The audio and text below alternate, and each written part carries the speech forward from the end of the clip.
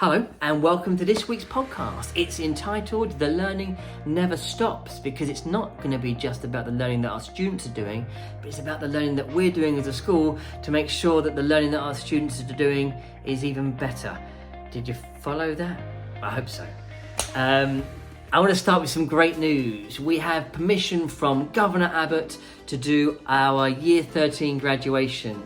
Yes, we are so delighted about that. Fantastic news. Our Year 13 students have had a tough year and they've been absolutely brilliant. We're so proud of them. So it's great that we're going to be able to get to do a graduation with them. So look out for more information as that comes out, and please do share your best wishes with them. You can see some of the things that they're going to do in their future via our social media streams. So you can see the universities they're going to be going to all around the world. So again, please do send them good comments and best wishes and things like that, which would be fabulous. Speaking of universities, some of our alumni we've been featuring this week. So Finley, who is in his fourth year doing medicine at Edinburgh, out there making a difference in the world on the front line in these difficult circumstances. As well as some of our alumni that have been raising money for Feeding America through songs that they've created. And again, we've got connections with these people, not just because they're alumni, but they've still got, in many cases, siblings currently still in our school. So we wish all of our alumni the best as well. So we are continuing to develop our virtual school experience, and thank you to everybody that did the survey. That's all of the parents did the survey and all of the students that did the survey. So this week we've been analysing that data. Look at our parents' survey data, our student survey data. We then look to create action plans, and then move into implementing and adjusting and developing based on the feedback that we've been given. So we've been adjusting some of the Zoom sessions in primary based on that, with some additional Zoom sessions in early years. We continue to adjust the workload for our middle school and high school students based on that feedback. Just as an example, some of the things we're doing. Now it's a 3-week cycle. So we do the survey, we analyse, we action plan, we implement, then we resurvey. So please do continue to get involved in those surveys. And we do change the surveys as well as we go forward, and we learn from how to ask better questions, etc. To try and make sure that we are continuing to learn and grow as a school. This week, we've also started Zoom calls with our parent reps. So we had our middle school parent advisory group, and we've got some feedback and guidance from them. We've been doing year rep meetings via Zoom in primary to seek further information about what's working and what we can do better. And thank you to everybody that's found time to get involved in those and help us with our continued improvement of our program. And also just thank you for the fabulous support you've given us, and the great comments and the recognition of how hard everybody is working and the great job that our teachers are doing. We really appreciate that. This is just one part of our self-valuation and our quality assurance. We've also been checking student work. We check the teachers' plans. We look at the teachers' feedback they're giving students. We check the teachers' videos and their live Zoom sessions.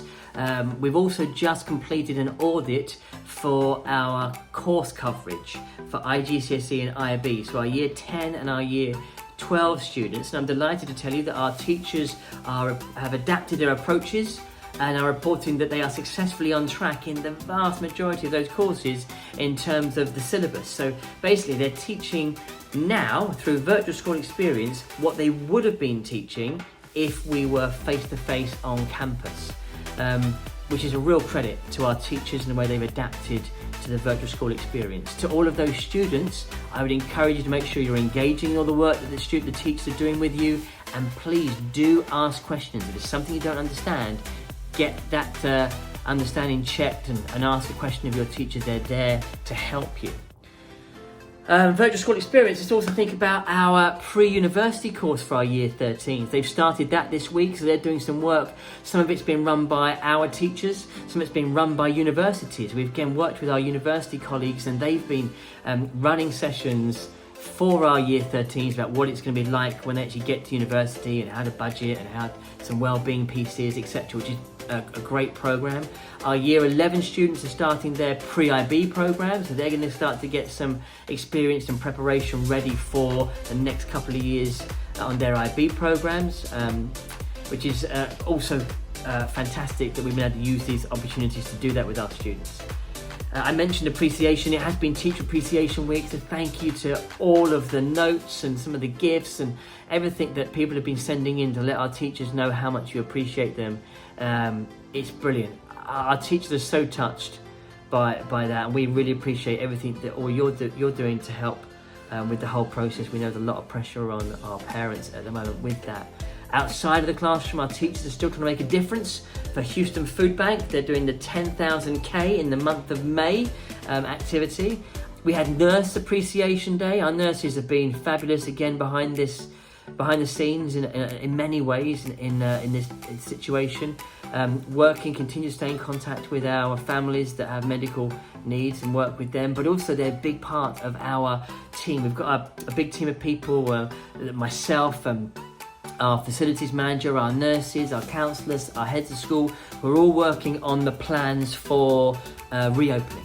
And our nurses are playing a big role in that in terms of, entrances we're going to be able to use for primary and secondary, keeping people distant, how we're doing our temperature checks, masks, how the 6 feet social distancing will work in communal areas that we can use, ones we can't use, all those sorts of bits and pieces that we're beginning to look at how it works in the classroom. So all our plans for reopening are coming along, and we can't wait to get all of those initiated. We're really just still waiting for the next steps from Governor Abbott in terms of the local guidance on that. But we have got, I think, about Plan H, or in terms of the number of different things we've got in place for making sure that we're ready for that once we can begin to reopen. So a big thank you to all of our teams that are helping us with that. Our community have been in the press this week because of our mask making project. I think they made 749 masks so far, and those are protective face shields for different members of the Houston community, and that was picked up by the Houston Chronicle. So thank you to everybody that's been involved in that project. It's great to see how we're making a difference there. I do hope you had a chance to see the Blue Angels fly over, and so thank you to everybody that's been involved in that and taking part in various things. We've got our Global Campus Virtual Kilimanjaro climb that begins next week, so look out for information about how students get involved in the virtual climb of Kilimanjaro. It's Mother's Day Sunday. If the students are watching, don't forget it's American Mother's Day Sunday. Make sure you show your mum how much you appreciate everything that she's doing for you. So many things going on. As always, please reach out and talk to us if there's anything we can help with. We want to make sure we're there to support our community through these difficult times. We know there's a lot of things happening out there in Houston and with our families, but we're here to support if there's anything that we can do. And in the meantime, please just stay safe, stay connected, and go Bulldogs!